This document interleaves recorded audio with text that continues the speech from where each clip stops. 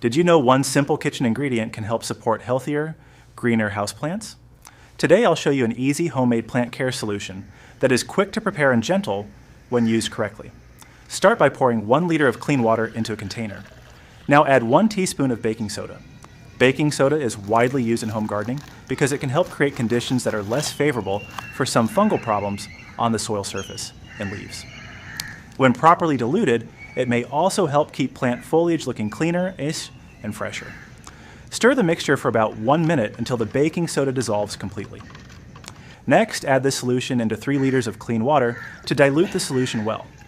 This makes it mild enough for occasional use on many common houseplants. Since baking soda dissolves completely, there's no need to strain the mixture. Pour a small amount around the base of each plant until the soil is lightly moist. Avoid overwatering. You can also lightly mist the leaves to help keep the foliage clean and support a healthier growing environment. Apply this treatment once every 3 to 4 weeks. Along with proper watering, enough light, and regular care, it can help your indoor plants maintain healthier leaves and stronger overall growth. If you enjoyed this gardening tip, don't forget to like, subscribe, and I'll see you in the next video. Happy gardening!